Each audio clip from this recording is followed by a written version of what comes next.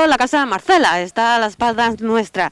Y nos encontramos aquí de nuevo en este programa Rincones de nuestro pueblo, porque Paco Galvarro se ha quedado con la espinita de que faltaban cosas, faltaban datos de la casa de Marcela. Ya tuvimos en su día un programa sobre esta casa y hoy pues vamos a seguir hablando de la casa de Marcela, porque como ya digo, faltaban datos, faltaba información.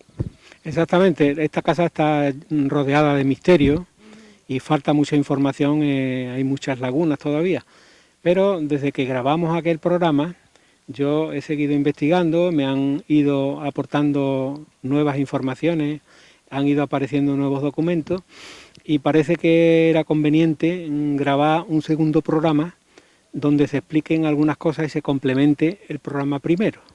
Bueno, nos hemos situado justo en esta glorieta, en esta rotonda, porque hasta aquí más o menos es donde llegaba lo que era el terreno de la casa. Exactamente, es que cuando nosotros vemos ahora cómo está esto, nos parece mentira cómo era esto antes, porque nos parece que todo ha sido siempre igual que es ahora, y no es cierto, las cosas van cambiando, y entonces donde ahora mismo estamos, toda la plazoleta esta, toda la calle que hay por ahí detrás, que es la Ronda de la Marcela, que se llama, y el sitio donde estamos ahora, esto está muy transformado todo. Precisamente aquí donde estamos nosotros ahora, donde tenemos los pies, era por donde pasaba el muro que rodeaba toda la finca. Y eso se tiró cuando se hizo la reforma que se hizo aquí esta plazoleta, el muro que hay hecho ahí detrás se reconstruyó entero, pero está a unos 40 metros de donde estaba el muro original, el primitivo. Bueno, vamos a ver algunas fotos sobre este tema, ¿no? Sí, después con la foto vamos a comentar un poco, viendo el aspecto que tenía antiguamente, los planos y cómo estaban hechas las cosas antes, cuando se hizo la casa, que se hizo en 1897, y que 1887, y que no se parece mucho, la casa sí, la casa se ha restaurado con la escuela taller que se hizo en el año 98, se ha restaurado muy bien, con mucho gusto, pero esto está todo muy modificado. Entonces era importante ponernos aquí para ver físicamente cómo eran las cosas en aquella época. Eso lo vamos a ver también en fotos y nos va a dar la explicación más intensa, porque aparte del terreno, de cómo era, que las has estado estudiando de nuevo o sigues estudiándolo, también estaban las intrigas de la familia en sí, ¿no? Y han aparecido algunos datos nuevos que en aquella época no tenía yo todavía, sobre el entierro, el funeral de Marcela, de Magdalena de Luis Díaz, sobre el entierro, sobre el funeral también del niño, que se llamaba Marcelito, que murió con 3 meses, y vamos a hablar un poco también, después vamos a hablar un poquito, vamos a ver la evolución que tuvo la vida de esa mujer, desde que se hizo la casa, desde que murió su niño, hasta que murió ella, las penurias que pasó y las calamidades que pasó esa señora en su época. Porque una de las preguntas es ¿con qué edad murió el niño? Ya en el primer programa dijiste que murió con meses, muy pequeño. Ahora ya pues has descubierto que murió con 3 meses. Con 3 meses. Además ha aparecido, yo tenía algunos datos ya de antes, pero ha aparecido el funeral que se le hizo en la iglesia y la documentación sobre el funeral y datos también del padre, de Marcelo Cerruti, y las circunstancias que rodearon un poco el funeral, la categoría que tuvo el funeral, que fue aquello sería un acontecimiento aquí en el pueblo, porque se hizo un entierro de primera, el máximo lujo posible en aquella época. Para el niño, pero lo que fue para ella no. La madre, la doña Magdalena, desde que ya lo contaremos un poco después, ¿no? Hablaremos un poco más, completando lo del primer programa, pero esa señora tuvo que pasar muchas calamidades porque estaba acostumbrada a vivir en un nivel de vida muy alto, muy alto. Esta casa era un chalet de lujo, con piscina, con las mejoras inimaginables para la época aquella. El resto de los vecinos no tenían ni idea de ese tipo de vida. Y después ya al final de su vida la entierran de beneficencia y pasaba físicamente hambre, ya no tenía ni para comer, vivía un poco de la caridad de los vecinos Y antes de pasar por esta calle, por la calle San Sebastián, que esto estaba todo muy cambiado. Esto era una explanada grande, de terreno sin casas ni nada. La acera esa de enfrente de las casas, eso no existía. Y por ahí precisamente, por donde están esas casas ahora construidas, habían hecho el marido, el amante, hizo una carreterita para bajar en su coche de caballo, bajaba la familia al centro del pueblo, por ahí por donde están esas casas, pasando cerca de la ermita. E incluso él le puso el alumbrado público a ese camino, a esa carreterita, la hizo él. Y esta calle donde estamos ahora nosotros, ahí a la altura de la casa, de la esquina aquella, eso era todo un pedregal. Ahí había piedras que sobresalían del terreno, incluso costaba trabajo, lo dice así en la solicitud, poder pasar con un carro, porque había unos peñones de cantera, esto es cantera todo. Entonces todo eso lo desmontó él, hizo el camino, puso la luz y se construyó aquí un chalet de lujo, que es donde vivió ya su mujer, doña Magdalena. Se supone que estaban casados, pero no se sabe si eran amantes o qué es lo que era, hasta el final de sus días. Bueno, tú has estado haciendo investigaciones a tu manera, pero has hablado con gente mayor, ¿no? Que no sé si llegó a conocerla, pero al menos eran pequeñitos, pero se acuerdan de algo, ¿no? Sí, todavía hay algunas personas que llegaron a conocerla. Lo que pasa que en aquella época ellos eran niños, ¿no? Tenían 5 años, 6 años, 8 años. Entonces el recuerdo de los niños ya, sabes tú, que se va transformando con el tiempo. Y les recuerdan que era una mujer normal, muy guapa, que todavía ya en la vejez era guapa, pero se acordaban muchos de ellos de lo que le contaban las madres y los abuelos, de que en la época de esplendor de Magdalena vestía con trajes muy elegantes, a la última moda, con pamela, con muchas cintas en el pelo, que tenía un carruaje también, que es el que muchas veces la llevaba allí abajo al centro, pues esto todo era descampado, era una vereda. Y también en esa época de esplendor ella vestía como muy elegantemente, y que ya al final los niños estos ya recuerdan que en los últimos años vestía prácticamente como una mendiga, ya mendigaba de la caridad lo que le daba, ¿no? A pesar de que tenía la tierra esa, las 7 fanegas de tierra, pero no podría venderla o lo que fuera, y lo cierto y verdad es que la pasó muy mal cuando ya se quedó sin nada para poder vender, porque Marcelo desaparece y se queda ella sola hasta que ya muere en el año 35. Bueno, Paco, no sé si desea añadir algo más o pasamos a ver las fotos. Podemos ver donde estaba la puerta de entrada, porque esta entrada que hay ahora, eso todo es nuevo. Sí. Esa casa, eso que hay ahí enfrente con los escalones... La puerta principal, ¿no? Eso todo es nuevo, eso no existía. Ya digo que el parque llegaba aquí hasta donde estamos, el parque, el jardín de ellos llegaba hasta donde estamos nosotros ahora.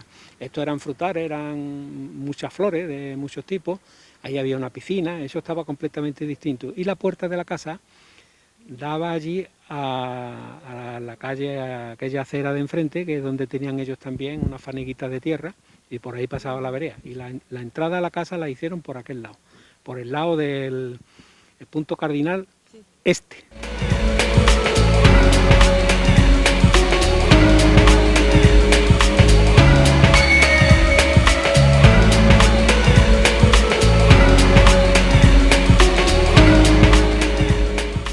Sí, Paco, estamos lo que era la puerta principal de la casa, que ahora es una ventana.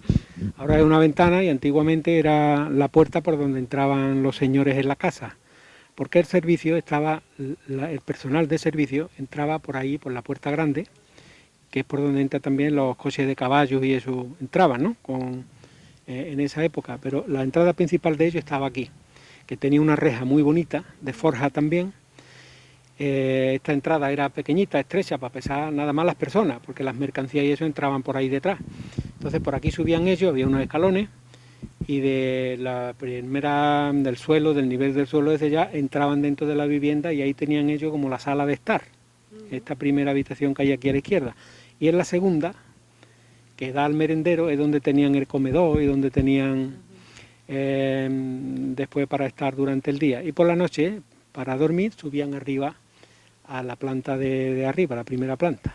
Bueno, nos estás contando que la casa es más o menos lo que era, pero que ha estado muy reformada, que se deterioró demasiado y también se llevaron cosas, ¿no? Se llevaron muchas cosas porque esta casa estaba hecha con mucho lujo, entonces todas las rejas, la puerta esta de reja, de forja, la escalera de hierro de caracol que había, que pasaba, servía para subir del sótano a la primera planta, todo eso se vendió incluso hasta la parte final de la casa, que tenía una montera a 4 aguas, muy bonita, hecha con madera de Flandes y que se veía desde abajo, la madera vista, ¿no?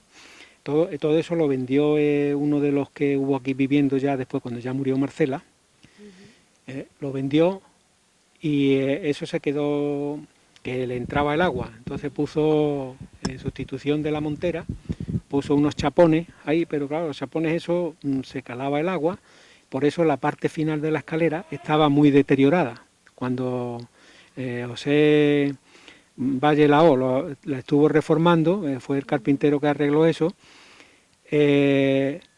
la parte, algunos escalones arriba del todo faltaban, entonces los tuvo que reconstruir y algunas piezas de madera que se habían echado a perder con la humedad y con la intemperie, ¿no? Es decir, que han pasado bastante gente, se puede decir, por la casa de Marcela, ¿no? Sí, después veremos las familias que han estado cuidando a Marcela, o bien a su servicio, o después incluso, más que sirviendo, lo que hacían es ayudarla, porque ya Marcela no tenía, Magdalena, hablamos siempre de Magdalena, no tenía dinero para pagarle, al revés. Ellos le daban de comer a ella, muchas veces con las cosas que iban vendiendo, de chatarra que no era chatarra, que era hierro, un herraje de calidad y que se fue vendiendo bien en Sevilla y en otros sitios donde lo fueron comprando, los muebles y todas las cosas. Esto cuando lo cogió el ayuntamiento ya en el año 97-98 y un poco antes. ¿Cómo pasa exactamente al ayuntamiento? Esto, si tenía escritura, estaba la escritura de terreno a nombre de una familia de Utrera, pero Magdalena no tenía escritura de nada a su nombre. Entonces cuando el marido desaparece, el amante desaparece, Magdalena se queda sin nada. Por eso no puede vender nada ni nada, la tierra se queda ahí, no le toca a nadie. Aquí enfrente donde están esas casas tenía también una fanega de tierra que pertenecía a esa finca, porque esa acera de casa no existía. Hasta la ermita todo esto era campo. Y ahí a la izquierda, el cruce de la calle San Sebastián, el 1 de Mayo, tampoco existía. Eso estaba mucho más abajo. Las últimas casas, que eran chozas, eso empezaron a hacerse ya en el año 33, con permiso del ayuntamiento, ¿no? Antes había chozos y eso, pero no formaban calles ni nada, sin planificación urbanística ninguna. Entonces, comentaba que esto es que está muy transformado. Esto se vendieron todas las maderas, las puertas, las rejas, y esto era una ruina. Esto ahí había huecos y poco más. Ya al final del todo, ya veremos un poco, cuando veamos la fotografía, comentaremos la gente que ha estado pasando por la casa cuidando a la Marcela e incluso ayudándola económicamente, dándole la comida, dándole de comer. Pero ya uno de los últimos propietarios, que fue empleado municipal, Pedro Algarín, y su señora, Concha o Isabel, no me acuerdo ahora mismo. Isabel, pues cuando ya se quedaron ellos solos ahí, porque ya habían muerto todos los demás, la casa era una ruina. Ellos seguían explotando la tierra, y entonces se la vendieron a un hombre de Utrera que se llamaba Antonio Carrasco.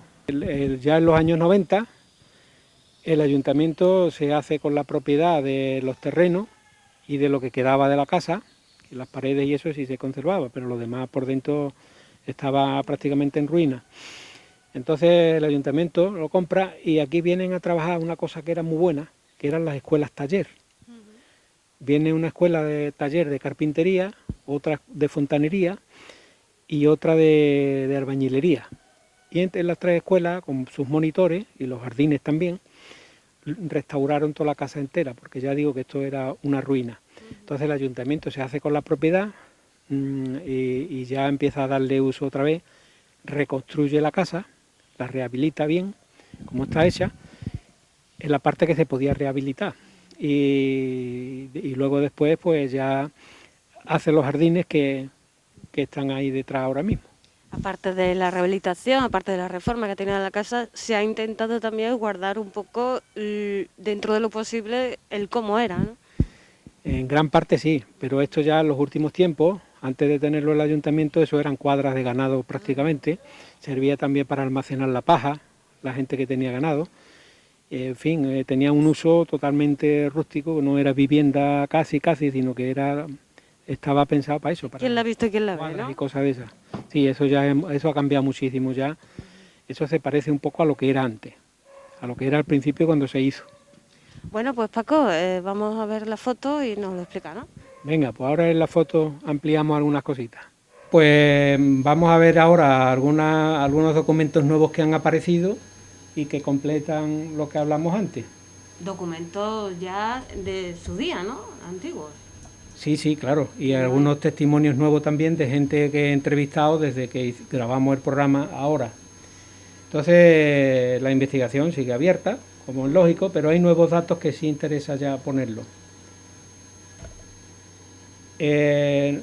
Para hacernos una idea de cómo estaba Villapasto en aquella época, esta foto lo ilustra muy bien, porque aquí podemos ver las casas de pasto. Esta foto está tomada desde la casa de la Marcela y posiblemente está tomada también desde arriba, desde la azotea de la casa, casi seguro. Entonces, si se ve aquí a la izquierda, vemos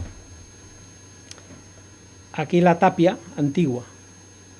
La tapia antigua que circundaba todo el terreno de la Marcela. Lo que sería ahora el parque de la Marcela, ¿no? Eso es, pero esa tapia que hay ahora estaba muy atrás, a varios metros retirada de la tapia antigua. La tapia antigua iba por aquí y terminaba en 1 de Mayo, en la casa que hace esquina en 1 de Mayo. Una tapia bastante alta, es decir, que sí, no se veía el terreno, ¿no? Desde la calle. No, tenía 2 metros y pico, como veremos después más adelante. Entonces, esta es la calle San Sebastián, esta es la calle 1 de Mayo. Y ahí vemos en medio que las casas están de pasto, ¿no? Las casas están de pasto. Ya cuando hagamos un programa que lo haremos cuando queráis, vamos a hablar un poco de Villapasto y cómo se formó la barriada y todo eso, ¿no? Entonces, esta foto, que puede estar hecha a lo mejor los años 50, 60 a principios, más bien 60, tenía todavía muchas casas de pasto, pero es para ilustrar que la casa de la Marcela tenía una tapia, un muro perimetral, que es este que se ve aquí en la fotografía.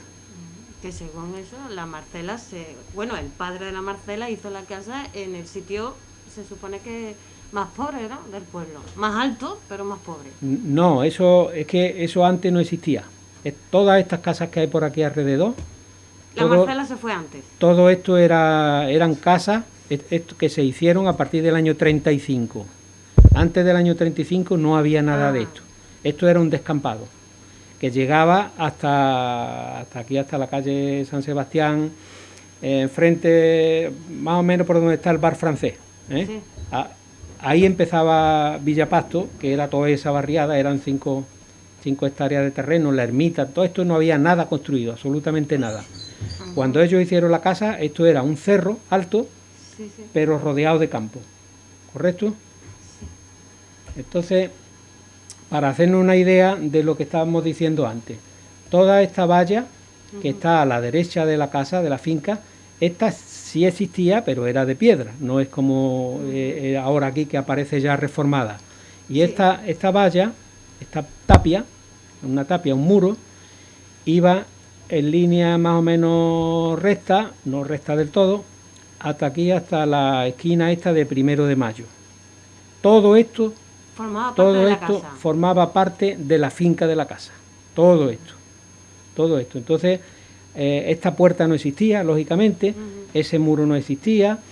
El muro continuaba, el que hay de nueva construcción ahora, continuaba hasta esta esquina más o menos. Un poquito a la mitad, a lo mejor un poquito, 3 o 4 metros, por aquí más o menos. Llegaba el muro este que iba por aquí. Y toda la plaza y todo eso es terreno que se ha cogido del terreno de la finca de la Marcela. por detrás de la casa, porque esa finca tenía siete fanegas de tierra menos una cuartilla.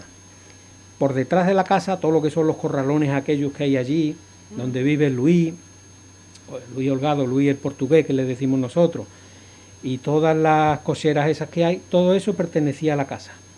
Ahí hay unas 5 fanegas de tierra más o menos, y por delante de la casa hay 2 fanegas de tierra, que son lo que actualmente es el parque, más la casa, más un poquito de terreno más que había, que era donde estaban las cuadras, que las veremos también un poquito. Como ves, las vistas de la casa son impresionantes.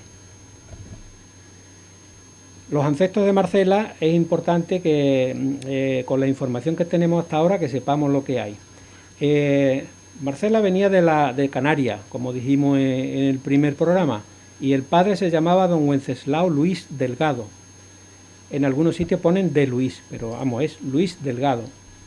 Este hombre, los datos ciertos que tenemos de él, es que en el año 1861 hace una suscripción a un periódico liberal, La Orotava, que es de donde ellos son nativos, que es un valle que hay en el puerto de la Cruz, en las Islas Canarias. Entonces, en 1861 es la primera vez que tenemos datos del padre de la Marcela. En 1868 aparece en el antiguo Boletín del Estado, que se llamaba entonces Gaceta de Madrid, aparece una publicación de un hombre que le debía 370 escudos, que era la moneda en curso en aquella época, en 1868. 1868 fue la época de la Revolución Gloriosa en España. Hubo una época tumultuosa, que dio paso al nuevo régimen y acabó con la monarquía, los privilegios señoriales. En 1886 aparece otra vez don Wenceslao Luis Díaz como accionista en una compañía de hoteles que fue la precursora del turismo en Canarias. Entonces es inversor y participa con 500 pesetas. El padre era un pirata y más bien era un empresario, ¿no? El padre era empresario, legalmente era empresario. Ya si tenía también negocios ilícitos de tráfico o de algún tipo de cosa, lógicamente eso no aparece en la documentación oficial, ni aparece que tampoco lo detuvieran y que estuviera detenido ni embargado. Yo no he encontrado nada de eso hasta ahora. No quiere decir que no aparezca algo en el futuro, ¿no? Y luego después, ya de 1886, aparece otra vez documentación suya en el año 1923, a raíz de la publicación que hace un hombre, un señor de allí de Canarias, y en esa publicación, un poco un cuento corto, habla de que don Wenceslao Luis Delgado fue un patricio, un personaje distinguido, y fue alcalde también en el puerto de la Cruz, en el valle de la Orotava. Por lo tanto, era don Wenceslao era un hombre relevante en su época y tenía cierto poder adquisitivo. Era una familia bien, allí en Canarias. Hay también una figura que se conoce muy poco de ella, que es don Marcelo Cerruti, de Escalón, que es el nombre del marido, del amante o del constructor de la casa donde después vivió la Marcela. Entonces, él, lo que dice don Marcelo Cerruti, de Escalón se le añaden, pero los italianos normalmente utilizaban, y sigue en muchos países, el primer apellido nada más. Entonces aparece en mucha documentación oficial como Marcelo Cerruti, de Escalón, en algunos sitios más, ¿no? Pero que le añaden el segundo apellido, pero no es lo normal, ¿no? Él dice que nació en Génova, igual que Colón, en el año 1840 y que vivía en Guatemala, que tenía el domicilio en Guatemala, en la época que estaba aquí con la Marcela, con doña Magdalena. Lo que sí he encontrado es que un familiar suyo, que debería ser un familiar directo, con el mismo nombre, también se llamaba Marcelo Cerruti, pero que nació 32 años antes que él, en el mismo sitio, en Génova. Ese hombre, el Marcelo Cerruti, que pudo ser su padre o un tío, seguramente un familiar cercano, porque coincide las dos cosas, ¿no? Coincide el nombre, Marcelo, y el apellido, ¿no? Y el lugar de nacimiento. Pues ese fue... ¿Wenceslao quién era? Wenceslao era el suegro. Ah, el suegro. Wenceslao era el padre de la Marcela. Y Marcelo Cerruti es un familiar suyo que pudo ser padre o su tío. Pues ese hombre fue un diplomático del gobierno italiano que se estaba formando en esa época, a partir de principios del siglo XIX, mediados del XIX, 1800, 1850. Entonces ese hombre, su padre o su tío, quien fuera, fue diplomático en el gobierno italiano y ocupó cargos muy relevantes en distintos países, sobre todo sudamericanos. Si nos acordamos lo que hemos comentado antes, Marcelo dice que tenía la casa, su vecindad, su empadronamiento lo tenía en Guatemala. Entonces esto cuadra también con el dato de los lugares por donde se movía su ancestro, su antepasado.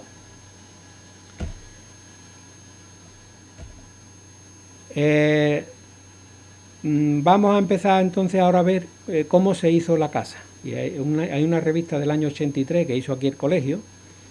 Se hizo una pequeña investigación y ya ahí aparece, Jesús Ruiz era el profesor, el maestro que dirigía aquello, y entonces ahí aparecen datos sobre la solicitud que hace Marcelo, el marido o el amante de doña Magdalena, para hacer la casa del Calvario.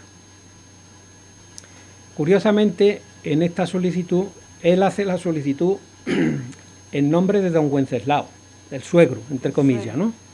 No la hace en nombre propio. Dice que el propietario de las viñas y de la zona donde quería construir la casa era don Wenceslao, no el que se llamaba Marcelo. Eso es un dato curioso también. Pues luego después la casa aquella apareció inscrita a nombre de un hombre, de un propietario de Utrera, pero estamos hablando el antiguo, no el propietario último que tuvo aquello, que también era de Utrera. El primero de todos, ¿no? El primero de todos.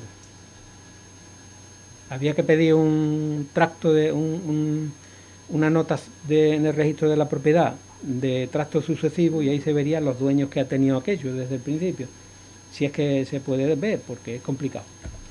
Entonces, en el Calvario presenta los planos de cómo estaba la viña y cómo quería él, dónde quería él hacer la casa y cómo quería hacerla. Pero vamos a ver ahora otro plano donde se ve esto mejor. Esta es la solicitud que presenta al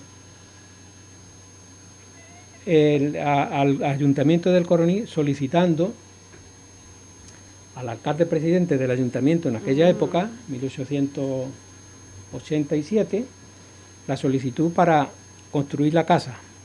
Esta es lo que figura en los documentos del Pleno Municipal. Y esa es su firma, M.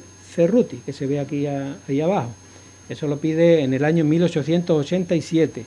Es decir, la casa se supone que estaba a nombre del suegro, pero el que firma es él, ¿no? Aparecen dos solicitudes. En una dice que el dueño es él y en otra dice que el dueño era don Wenceslao. Por eso hay tanta confusión con este tema. Lo cierto es que se firma la solicitud en 1887. Hay dos solicitudes, una en enero, que él dice que el dueño era don Wenceslao, el dueño de los terrenos de la viña y de aquello, y en la otra que se hace en octubre del mismo año, el año 87, dice que el propietario es él, ¿no? Entonces, el mismo Marcelo dice que había nacido en Génova en el año 41, es lo que comentábamos antes, que en 1808 había nacido quien pudo ser su padre, y que lo tuvo a él con 32 años, cuando tenía 32 años. Y que él tenía su residencia en Guatemala. La solicitud para hacer la casa la hizo cuando él tenía ya 46 años. Y este dato también es curioso, porque resulta que Magdalena aparece aquí en el Coronil con el niño cuando él tenía ya más de 60 años. Tenía ya, me parece que eran, ahora lo vamos a ver, pero hay una diferencia de edad, y en esos 10 años desde que solicita para hacer la casa hasta que aparece aquí Marcela, hay 10 años que no se sabe seguramente si la casa estaba vacía o estaba en construcción o qué es lo que pasó con ella. Este es el plano original que presenta él, que está muy bien hecho, y aquí en este plano podemos ver cómo esta es la casa, porque allí había una vivienda antigua, pero él quiere la derriba y la construye de nuevo. Entonces ahí había una viña, las tierras de enfrente también eran viña, al otro lado de la vereda que va a Corcovado, y también pertenecía a la casa. Aquí tenía una fanega de tierra la finca, y las otras casi 6 fanegas y media por ahí las tenía en el otro lado de la casa. 2 por la parte de abajo y 4 por la parte de arriba, como vimos antes. Esto es lo que había en aquella época. Sí, sí, en el programa nos comentabas eso, que había muchas piedras. Exactamente, aquí están dibujadas, y aquí había una valla de pita. Entonces él deja caer todo esto y hace el muro nuevo, que veremos después una fotografía de la época, ¿no? Aquello era muy ancho, y aquí, como estáis viendo, no había calle, ni había todavía casa, ni había nada. Eso era una explanada de terreno que pertenecía al coronel, a los vecinos del pueblo, un ejido, ¿no?, comunitario, que ya hablaremos un poco de eso. Ese fue el plano que presenta él. Y aquí se ve un poco más ampliado, el pago del Calvario. Aquello se llamaba el Calvario, y el Morisco estaba un poquito más abajo. Entonces el pago del Calvario eran los dos montes, era el monte donde está la casa de la Marcela y el monte donde está la ermita, que recuerda un poco el monte Gólgota, el Calvario, el monte de las Calaveras, que era donde ajusticiaban a los presos allí en Jerusalén, y que es donde está también la historia de la crucifixión de Jesucristo. Entonces, esta era más o menos lo que había en aquella época, según los planos. Esa es la tapia que hablábamos. Esta señora aquí, que está con el niño, ilustra muy bien cómo estaba la parte de Villapasto, pero esta foto ya es bastante más moderna. Esta foto a lo mejor está hecha en los años 60. No sé yo quién es esta señora tan guapa, pero no sé, ni el niño. Sé que eso, que ilustra cómo era la valla antigua. Como veis, esto es el sitio que ocuparía actualmente la plaza. La plaza que hay enfrente de la casa. La valla de la casa llegaba prácticamente, esta es la calle San Sebastián, llegaba a 1 de Mayo. Bueno, la valla es lo que estamos viendo detrás de la foto, ¿no? Eso es, la tapia, esta es la tapia. Aquí por donde va el perrito este, esta es el muro que rodeaba toda la finca, por la parte que daba al pueblo, ¿no? Por la parte de detrás tenía también tapia, pero más bajita, que por ahí por donde se colaban los niños. Entonces, la fachada y las entradas. Esta fachada no es la que tenía la casa antes. Esta escalera no existía. Todo esto se hizo con la escuela taller. Ni este muro existía, ni la plaza de delante tampoco existía. Y la entrada principal tampoco estaba aquí. Por lo que me dicen a mí las personas mayores que conocieron esto un poco, ya muy deteriorado, porque ya no era la casa del lujo aquel, pero sí lo conocieron en los años 34, 35 y posteriores, ¿no? Entonces, esto, cuando se hizo la reforma, se han cambiado algunas cosas. Esa puerta principal no existía. Esa escalera de subida y todo eso no existía. Lo que sí había aquí era, que ya no queda ni rastro de esto, era una piscina. ¿Cómo accedían a la casa? Ahora vamos a ver la entrada. La entrada principal estaba en la vereda, en la parte que daba a la vereda, que es la izquierda. Este era el merendero, así, aquí sí se sentaba ella, y el campo de fútbol llegaba aquí cerca. Entonces desde ahí veía ella el fútbol y se sentaba por las tardes, era el merendero, un cenador, un sitio para tomar fresco en verano, ¿no?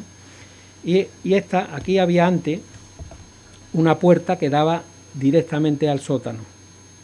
Esto me lo contó a mí Joaquín Lao Crespo, que tuvo alquilado esto durante unos pocos de años buenos. Esto seguramente era una ventana, antiguamente. Y después se convirtió en puerta. O si era puerta, no se usaba. Estaba al uso, pero a lo mejor nada más para salir aquí al jardín, a la piscina, porque aquí hay una piscina muy buena. Había una fuente bonita, una fuente de esa de surtidor, con una cabeza de mármol por donde salía el agua. Y había una piscina como los chalés de lujo que conocemos nosotros ahora, una piscina cuadrada. Esta es la puerta que está detrás de nosotros tres aquí. Aquí está Joaquín Lao Crespo, mi hermano Pedro y yo.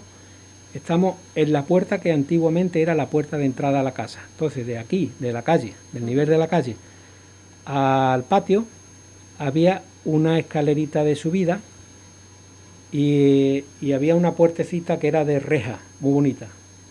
Esa es por ahí, por donde entraban los señores, a la primera habitación, que es donde ahora hay esta ventana. Ahora hay una ventana, pues antes era una puerta, y ahí entraban a la primera habitación y a la casa, a la parte noble de la casa. Pero, bueno, esas eran las medidas, era muy estrechito. para Sí. que sea una casa tan grande. Sí, bueno, es igual que la otra de ancha, los muros, yo no lo he medido exactamente, pero más o menos igual que las otras puertas. Entonces, por ahí entraban ellos andando y los caballos entraban, los carruajes entraban Sí. por la otra puerta que es la grande que existe ahora, que también era una puerta bonita, de lujo, hecha con también de hierro forjado, igual que toda la baranda esta que hay ahora, todo esto es nuevo. La baranda antigua era una baranda que terminaba en esos hierros de lanza que vemos en algunos sitios así nobles. Todo eso lo vendió uno de los últimos que vivió allí en la casa. Pero por aquí estaba la entrada, había unos escaloncitos de subir y luego después se subía desde el suelo del parque, se subía a la casa por otros escaloncitos más que había. Este suelo, como había más desnivel, ahí tenía la escalera baranda a los dos lados. Como está en la entrada principal, parecido estaba aquí. Y parecido estaba también en la parte de detrás. Este hombre, que es José González Sigüenza, también vivió ahí en esa parte por los alrededores durante toda su vida.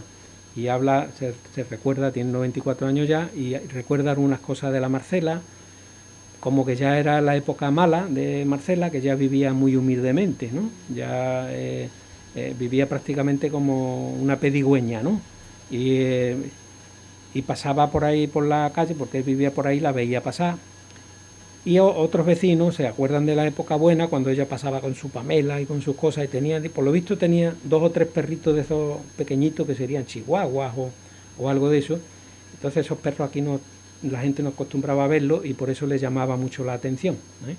Bueno, ahí pone que los niños le disparaban con una escopeta con sal. Con sal, exactamente, porque él y otros niños de su edad, en su época, saltaban la valla por la parte del olivar de las ollas, saltaban la tapia y entraban allí en el huerto a robar brevas que tenía y a robar también almendras, que tenían almendros formando la valla. Entonces Marcela, por lo visto, tenía una escopeta de cartucho y la cargaba, en vez de ponerle posta de que hicieran daño, lo que le ponía es sal. La sal pica mucho, pero no produce heridas graves, más que nada para asustar a los niños y eso, ¿no?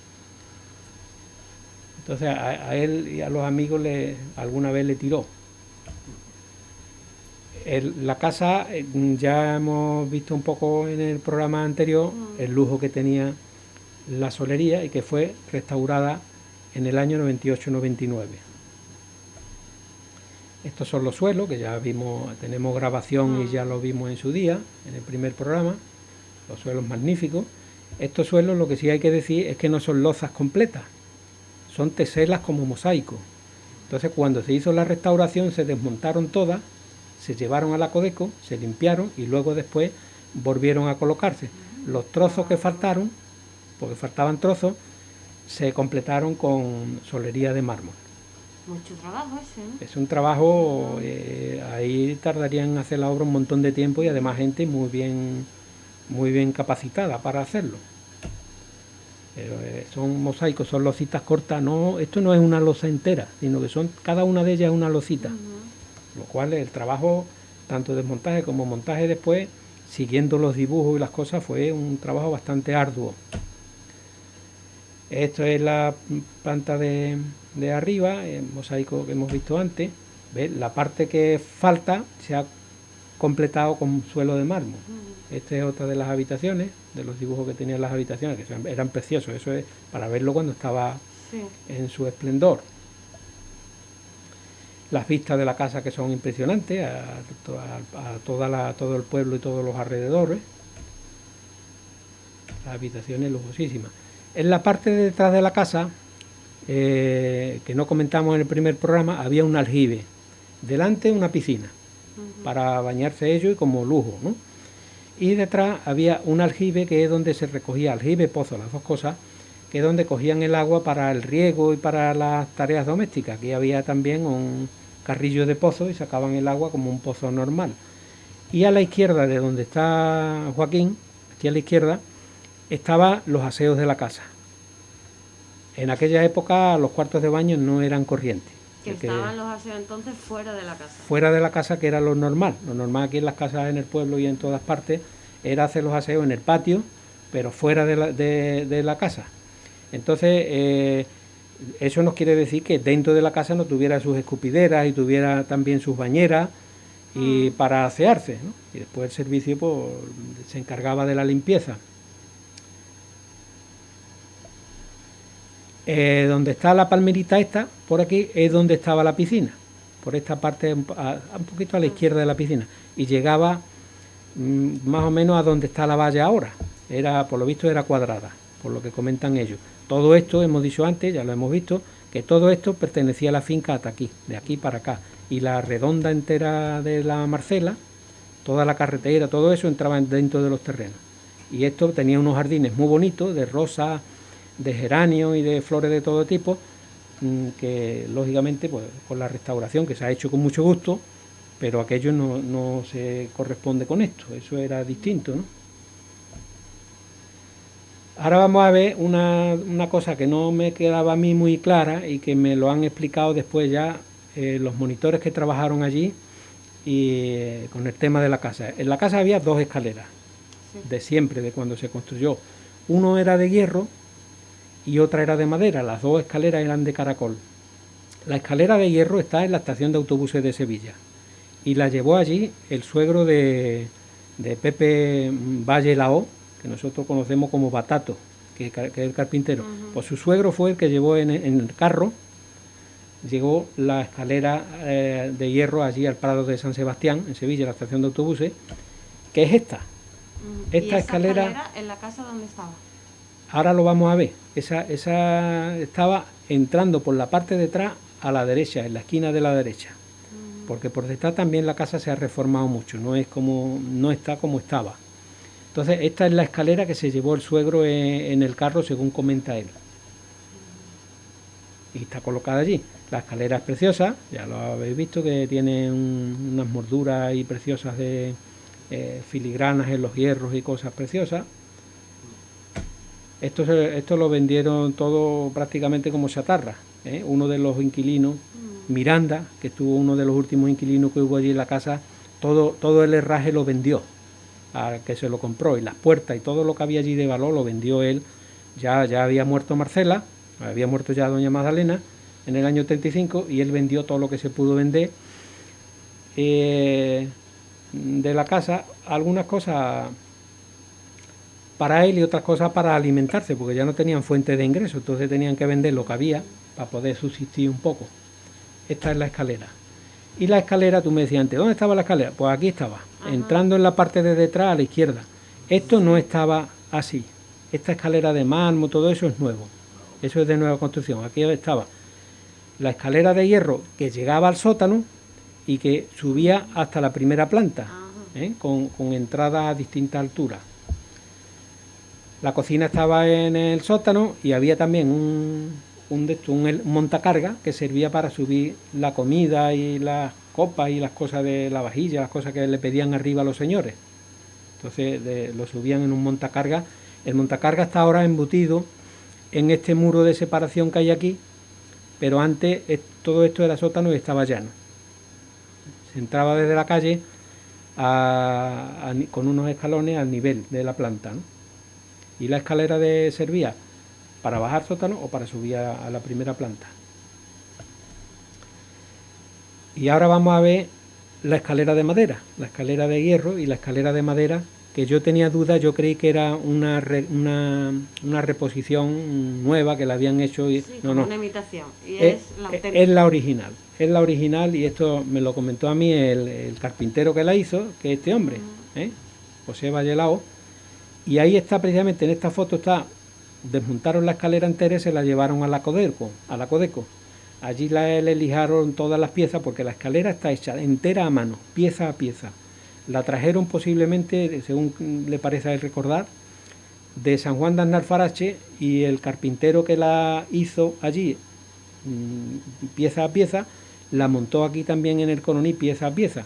Y en uno de los peldaños de la escalera por detrás está anotado la fecha de fabricación, de construcción, ¿sí?, de la escalera, el autor y el lugar.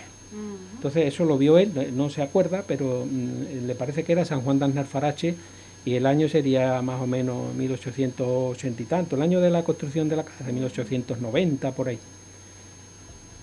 Entonces, José Vallelao, que estuvo en la escuela taller de monitor, lo desmontó todo entero, desde arriba a abajo, porque las piezas hechas no necesitan hierros ni nada, están pensadas para ir encajando unas en otras hasta arriba. Todas estas morduras que se ven aquí, estos salientes, todo eso también lo despegó, lo lijó, lo limpió y después volvió a ponerlos otra vez con una plantilla, volvió a colocarlo otra vez con cola. ¿Y el color de la madera era ese? ¿No? Más o menos sería ese, porque la verdad es que se hizo con mucho, la restauración con mucho gusto. Y aquí detrás, el suegro, ya comenté antes, que llevó la escalera de hierro a Sevilla, en un carro. Entonces, aquí en la parte de detrás de la escalera hay una cosa muy curiosa, que él me la enseñó. Esto es la parte de la escalera vista desde abajo. Esto antiguamente, este forro que hay de madera ahora, era cañizo con estuco. Que no era eso. No era eso, era cañizo con estuco, que es como se hacían antes los soberados de caña en las casas. Entonces eso era muy difícil de hacer en esta época, y entonces optaron, porque quedaba precioso también, con el estuco quedaba perfectamente también por debajo los escalones tapados, como está esta funda de madera. Pero era muy trabajoso, entonces la forraron de madera. La forraron, pero desde el primer momento. Cuando la restauraron, en el año 98, esto cuando lo desmontaron estaba original todavía, todo. Entonces lo desmontaron todo, pieza a pieza, y volvieron otra vez a montarlo de la misma manera que estaba, en la misma posición y todas las piezas. Pero no, esto no es original. Estas maderas se pusieron después por el problema ese de utilizar el cañizo, que son técnicas que ya no dominaban ellos, ¿no? Y era muy trabajoso y muy complicado. Entonces todas las macollas estas, todos los balustres y todo esto son los originales. Alguna pieza que estaba rota la tuvieron que rehacer de nuevo, ¿no? Y hay una cosa curiosa, y es que aquí detrás hay un hueco, que podía ser un escondite perfecto para guardar allí cosas de valor, pues está en un sitio bastante escondido. También los arcos, que se ve ahí un poquito, también están reformados, ¿no? Los arcos son los mismos, lo que pasa es que la piña que había aquí a la derecha, los arcos, hay vamos a verlo un poco. Estos arcos en realidad eran dos arcos con tres pirindolas como esta, una a la izquierda, otra a la derecha y otra en el centro. Esto, lo que sí, cuando se hizo la casa, me decía él que aquí arriba hay una lámpara, y porque la lámpara le estorbaba pusieron el arco más bajo, pero esto estaba pegado al techo, más arriba. Esa es la diferencia que hay. Entonces la escalera, las piñas, y este es el suelo original de la casa, y lo otro es la reconstrucción que hay de mármol ya, ¿no? Esta es la casa con los tres arcos. Ve que aquí se echa en falta una pirindola como esta, en la derecha, porque eso, a lo mejor los niños jugando, corriendo, lo que sea. Y lo que sí quiere decir que los arcos estaban más altos. Más alto, estaba pegado al techo, arriba. Lo que pasa es que ahí, por lo visto, hay una lámpara, por lo que sea, la montaron ahí más bajo, le pareció que así quedaba más estético, pero cuando la desmontaron estaba arriba, pegada al techo. Estas es las molduras que va cogiendo, las huertas que va cogiendo la madera. La escalera es una obra de arte. Bueno, todo eso, esto está hecho todo, pieza a pieza, y después la tuvieron que montar pieza a pieza. Empezaron desmontándola desde arriba, desde la azotea hasta abajo, y después tuvieron que montarla al contrario, de abajo hasta arriba. Esta parte, que es lo que yo decía, que podía ser un buen escondite, está hueca, y por detrás es así. Que tiene una puerta y todo. Tiene su puertecita. Le pregunté yo, digo, pero eso tenía cerradura para poder esconder ahí Marcelo, que tuviera dinero, tuviera joyo, tuviera algo. Dice, cerradura no había, eso está tal cual. Pero vamos, que es un sitio estupendo para guardar algo, nada más que tiene que poner delante una macetita o cualquier cosa, eso no sabe nadie lo que hay ahí abajo, ¿no? Y ahora vamos a ver un poco el final de la historia. El final de la historia es que doña Magdalena, la Marcela, aparece por aquí con un niño, pero como los padrones de habitantes de esa época no existen, lo que sí existe es que murió en el año 97, en el mes de mayo, por ahí, y que declaran en el juzgado y declaran cuando le hacen el funeral que el niño tenía 3 meses de edad y que había nacido en París, entre los meses de febrero y marzo. No dicen ni siquiera la fecha exacta, eso es muy raro que una madre no lo sepa. ¿Cómo va a saber la madre cuándo nació el niño y en qué sitio, en qué parroquia o en qué sitio de París nació? Pues eso todo es un misterio, eso no se sabe. Ella apareció aquí con el niño, no se sabe de dónde lo trajo, lo cierto es que apareció aquí. Ella en esa época tenía 37 años, cuando aparece por aquí por el Coroní con el niño, y el Marcelo tenía ya 56 años. Una diferencia de edad bastante grande y sobre todo en esa época, ¿no? Pues en esa época un hombre con 56 años era ya casi un anciano. Y ella también era ya bastante mayor, sí, mayor para la época, porque en aquella época se casaban con 16 años, 17, por ahí, ¿no? Entonces el niño, el Marcelito, murió cuando tenía 3 meses con diarrea, ¿no? El catarro intestinal. Este es el que pudo ser el padre de Marcelo, o un tío de Marcelo, que se llamaba igual Marcelo Cerruti. Entonces, profesión diplomático y político italiano, nació el 16 de julio de 1808.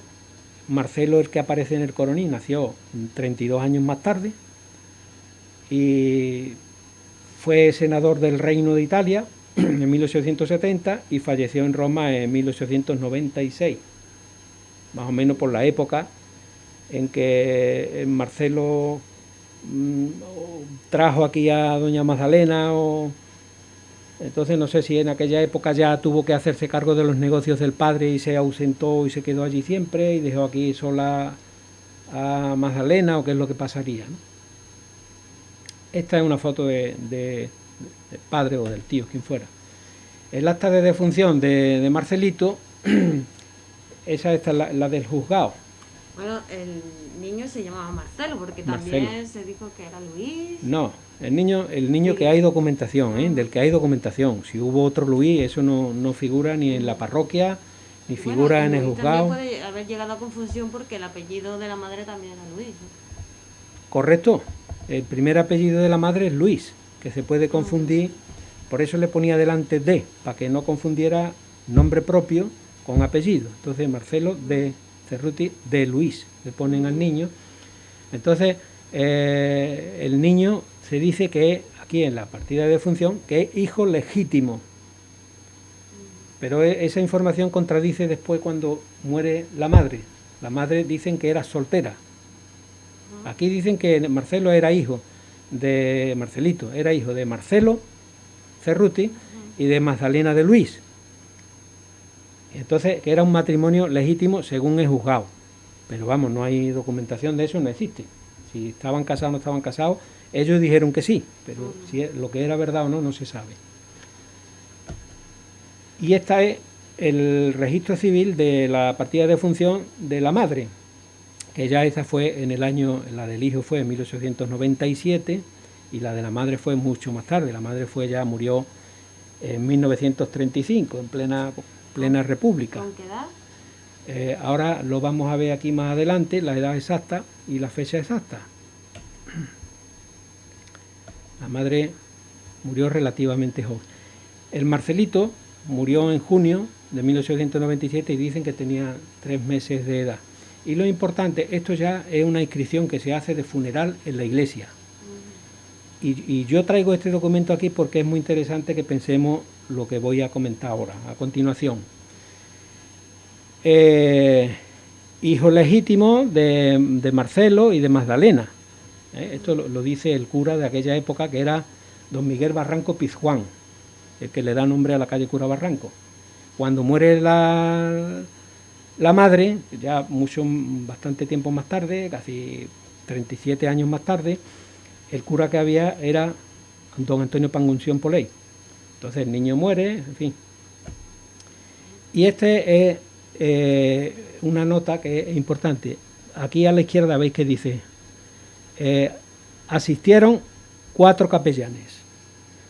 y el entierro fue un entierro de general grado o primera clase. En aquella época había 5 tipos de entierros distintos dependiendo de lo que la familia del difunto quisiera gastarse y el boato que quisiera dar a la ceremonia. A este niño le dieron el máximo boato posible. En los entierros de general o grado o primera clase era una carroza negra tirada con 6 caballos negros. Los niños también del pueblo algunas veces iban a la casa del difunto, sobre todo cuando era un niño el que moría. Iban a la casa del difunto, allí le daban velas, le daban una propina también, y los niños iban acompañando a la comitiva hasta la iglesia y después al cementerio. Entonces, ese fue el entierro de lujo total que tuvo el niño, con 3 meses solamente. Y esto lo pongo para que se vea la diferencia que hay respecto al entierro que tuvo la madre. El entierro de la madre fue ya un entierro de 5ª clase, de caridad, que se conocía por amor de Dios, se hacía por amor de Dios, porque ahí no pagaba nadie nada porque no había nada que cobrar. Un entierro de caridad que se hace el 19 de mayo del año 35. ¿Porque ella se llegó a quedar sola? Ella se quedó cuando ya Marcelo Cerruti por lo visto iba y venía. Iba, hacía sus viajes, sus negocios y volvía con dinero. Y eso lo hizo varias veces hasta que una de las veces ya no volvió más. No sabemos qué le pasó. Sí, pero me refiero que al quedarse ya sin nada, tampoco tenía la gente del servicio, tampoco... Ella ya tuvo que ir reduciendo gastos. Cuando vio que ya el marido no volvía, ya tuvo que reducir gastos. Ya se tenía que subsistir con las pocas cosas que podía ir vendiendo. Primero iría vendiendo las joyas, después iría vendiendo las vajillas de lujo, las cuberterías, poco a poco, hasta que ya se fue quedando sin nada. Las tierras que tenía en la finca, que eran las 7 fanegas esas que hemos hablado, las iría alquilando, iría ya viviendo poco a poco hasta casi vivir de la caridad de la gente, de los vecinos del pueblo, ¿no? Entonces el entierro de la madre fue un entierro de caridad porque ya no tenía absolutamente nada.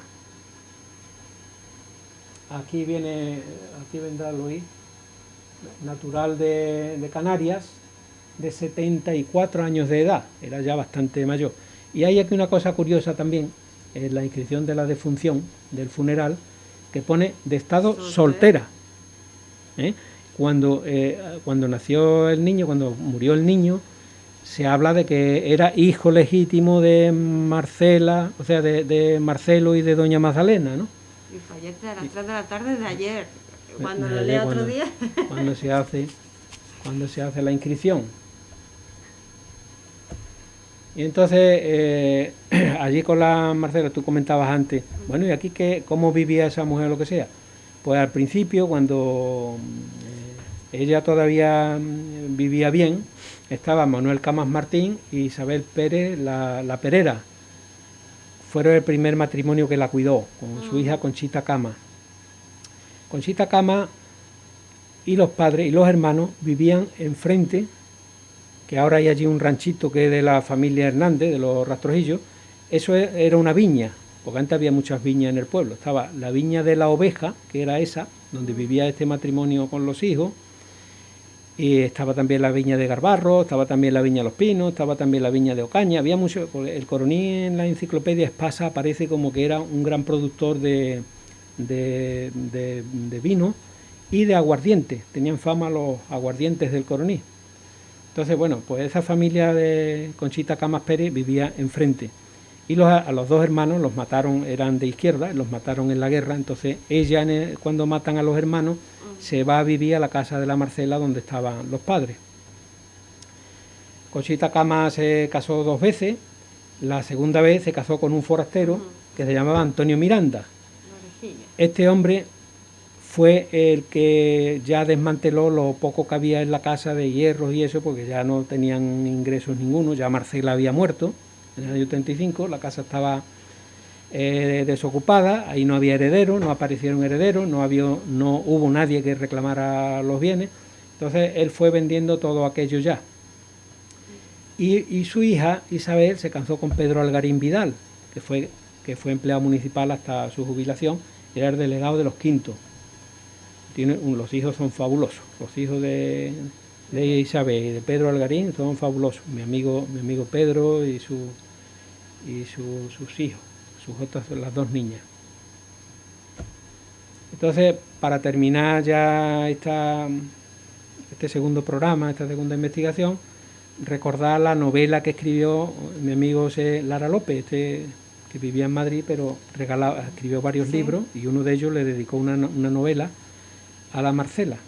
Entonces, ¿Y la pregunta qué significa? La pregunta significa de que la leyenda cuenta, la tradición oral cuenta de que Marcela, cuando ya el marido o el amante o lo que fuera dejó de venir por la casa, se sentaba en la habitación que hay aquí entrando a la derecha, que era una habitación de lujo donde tenía la chimenea. Sí. Aquí se sentaba con un cuadro que tenía del marido, del Marcelo, un retrato hecho de pintura. Y entonces le había hecho un agujerito a la altura de los labios, en la comisura, entre los labios le había hecho un agujerito. Entonces ella, como era una fumadora empedernida, le ponía, cuando iba a fumar, le ponía un cigarrito encendido al marido, al amante, y otro se lo fumaba ella. Entonces sería porque se sentiría muy sola. Vimos antes el cambio tan brutal que tuvo su vida, de vivir en total lujo a pasar a la extrema pobreza. Entonces esa mujer debió haber sufrido mucho, porque una persona que está acostumbrada a vivir con ese nivel de vida y de pronto verse por la calle prácticamente pidiendo y viviendo de la caridad, debió ser muy duro y debería de sentirse muy sola. Por eso, para quitar un poco la soledad, fumaba con el retrato del marido, ¿no? Y eso siempre decía ella, cuando allí entraba algún hombre por cualquier cosa, para lo que fuera, con alguna de las criadas que tenía algo, cuando el marido ya no volvió más, le decía: aquí no quiero pantalones ninguno, aquí en esta casa pantalones los que yo me ponga, pero pantalones de hombre no quiero ninguno. Debería de estar seguramente muy desengañada también de los hombres, porque ese hombre la dejó aquí, ya no apareció más, entonces ella pasó muchas calamidades hasta que murió en el año 1935. Bueno, pues aquí es donde dejamos todas estas imágenes que tenía en los archivos, ¿no? Que ha ido buscando y investigando, ¿no? Exactamente. Pues a lo mejor aparecen documentos nuevos más adelante, pero en fin, para eso estamos, ¿no? Para ir recopilando todo lo que vaya llegando. ¿Tú crees que la historia de la Marcela no se acaba aquí? No, yo creo, claro, lo que pasa, muchas cosas sueltas. Hay cosas que no se van a poder saber nunca, ¿no? Pero a mí me llama mucho la atención, lo digo siempre, de que esa mujer apareciera aquí, en el Coroní, con un niño de 3 meses, que además se murió con 3 meses, que a lo mejor llegó un poco antes, y que hubiera hecho en aquella época un viaje desde París. Eso es una cosa muy rara. Yo más bien me parece que no venía de París, que tuvo el niño en las Canarias o lo tuvo aquí en España, en algún sitio, que el padre era de dinero, o bien fuera Wenceslao, o bien fuera uno de los potentados de la zona, y que vino aquí reclamándole al padre que pasaba con el niño. El padre en aquella época tenía dinero, bien fuera italiano, bien fuera español, yo no sé si era Marcelo, y a través de Marcelo pues le dio esta vida de lujo, hasta que ya se desapareció. No sabemos si lo mataron, no sabemos si lo metieron en la cárcel, por ahí, o no sabemos si es que ya, como Magdalena ya, por lo que sea, no le interesó de seguir teniéndola como amiga, pues a lo mejor se buscó o se volvió con su mujer, yo no se sabe lo que pasó. Lo cierto es que ya no vino más, ¿no? Ya no vino más por aquí, entonces ella quedó muy desengañada de los hombres y por eso no quería que entrara allí nadie que llevara pantalones.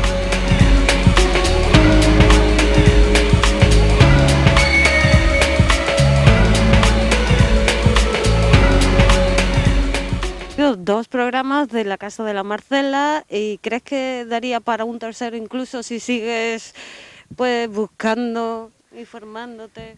Si aparece documentación nueva, otras informaciones, por supuesto que sí. Pero yo no quiero terminar de hablar sin comentar el trabajo tan importante que se puede hacer con una televisión como la que estáis llevando, gestionando Julio y tú, Eva, porque nos puede dar mucha información de nuestro pueblo que de otra manera no habría manera de difundirla.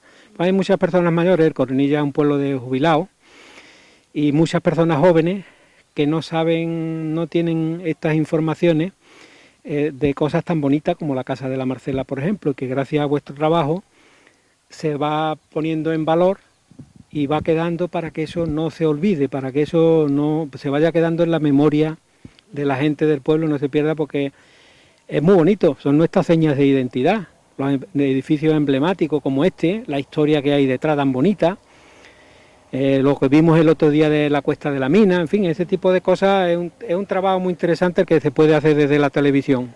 Bueno, pues Paco, seguimos también pues esperándote para un próximo programa y para más información y para seguir conociendo el Coronil. A vuestra disposición siempre.